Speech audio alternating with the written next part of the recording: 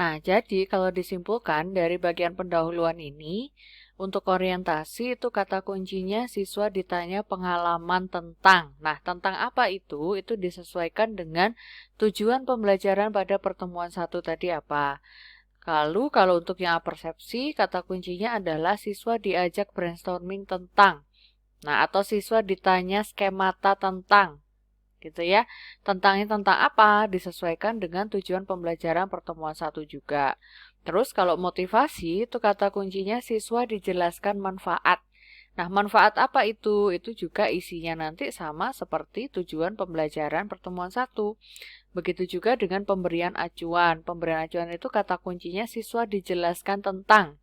Nah, tentang apa itu? Nah, tentang cara, harus ada kata-kata cara ya, bukan tentang mengevaluasi, tetapi di sini yang dibutuhkan tuh materinya. Jadi, bukan tentang mengevaluasi, tetapi tentang cara mengevaluasi informasi faktual tidak akurat dan bias dalam teks LHO yang diperdengarkan.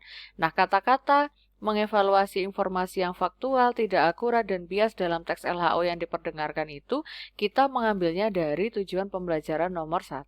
Karena inilah tujuan pembelajaran untuk pertemuan 1. Nah, kemudian kita juga perlu untuk mengajar siswa atau membuat perencanaan ini secara diferensiasi. Artinya, kita memberikan pelayanan untuk siswa yang sedang belajar secara luring, itu kegiatannya seperti apa, menggunakan media apa. Kemudian siswa yang sedang belajar secara daring di waktu yang sama, itu kita perlakukan dengan menggunakan media apa. Seperti itu. Jadi, tidak boleh ada beda antara kegiatan siswa yang sedang belajar secara luring dengan yang sedang belajar secara daring karena mereka belajar pada waktu yang bersamaan, hanya posisinya saja yang berbeda, yang sebagian luring di kelas, yang sebagian lagi daring di rumah. Maka dari itu untuk yang daring itu kita perlu memikirkan menggunakan media apa sehingga kegiatan yang dilakukan oleh siswa secara luring itu akan sama dengan siswa yang sedang belajar secara daring di rumah. Seperti itu. Baik, sekarang lanjut ke kegiatan inti. Di kegiatan inti itu, kalau untuk yang menggunakan model discovery learning, nanti diawali dengan kata pemberian stimulus. Nah, di sini tentu saja stimulusnya adalah karena ini tadi kan keterampilan menyimak ya, berarti otomatis siswa diminta untuk menyimak. Menyimak apa? Menyimak audio. Nah, audionya itu saya menggunakan media Genially karena di dalam Genially itu ada satu fitur audio di samping yang video ya.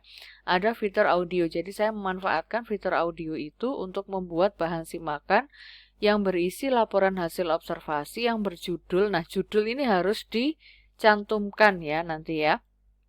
Jadi kalian waktu membuat RPP judulnya itu harus dicantumkan. Kalau ini adalah suatu keterampilan menyimak berarti audionya itu berisi laporan hasil observasi yang berjudul apa. Nanti kalau untuk keterampilan membaca juga sama.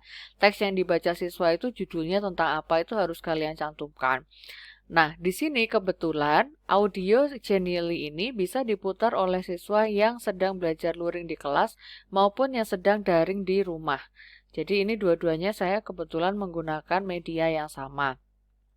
Lalu di problem statement setelah siswa diminta menyimak audio lalu diminta untuk apa?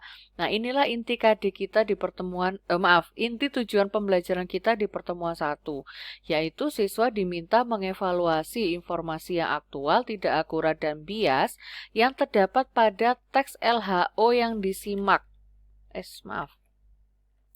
Teks LHO yang disimak ya. Dan mengumpulkan hasilnya di Google Classroom, baik itu untuk siswa yang luring maupun yang daring. Inti KD kita kan tadi ini ya, mengevaluasi habis mendengarkan audio teks LHO yang judulnya bla bla bla, lalu intinya adalah siswa diminta untuk mengevaluasi mana informasi yang aktual, mana yang tidak akurat, dan mana yang bias. Kemudian hasilnya dituliskan di Google Classroom. Caranya sama baik itu untuk siswa yang luring maupun yang daring.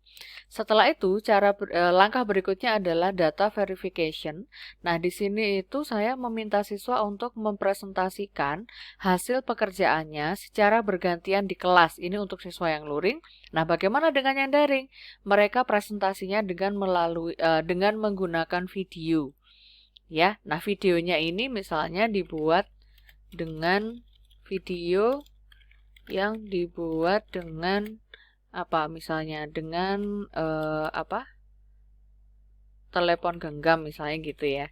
Jadi mereka diminta untuk merekam video mereka yang sedang presentasi dengan menggunakan HP misalnya seperti itu.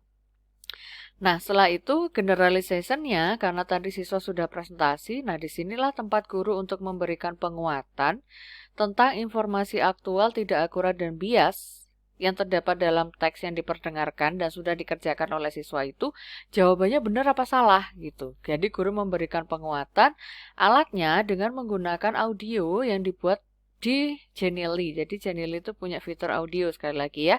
Ini dilakukan sama baik untuk yang siswa luring maupun yang siswa daring. Nah, ini sudah selesai. Inti dari KD-nya juga sudah selesai, yaitu siswa diminta mengevaluasi informasi aktual, tidak akurat, dan bias dalam teks LHO.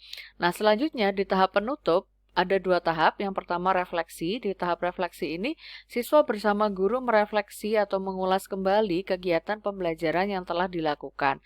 Secara langsung untuk siswa yang luring, dan refleksi dilakukan dengan siswa menuliskan apa sih materi yang telah kalian pahami di pertemuan 1 ini, lalu kesan kalian mempelajari materi di pertemuan 1 ini apa. Untuk siswa yang daring diminta untuk menuliskannya di Google Classroom. Nah, untuk tindak lanjutnya itu adalah siswa diminta untuk mempelajari materi berikutnya. Jadi karena ini tadi pertemuan 1, berarti yang harus dipelajari oleh siswa berikutnya adalah materi pertemuan 2, yaitu menganalisis gagasan dalam paparan LHO. Maka di tindak lanjut ini saya tuliskan siswa diminta mempelajari materi cara menganalisis gagasan dalam paparan laporan hasil observasi. Seperti itu.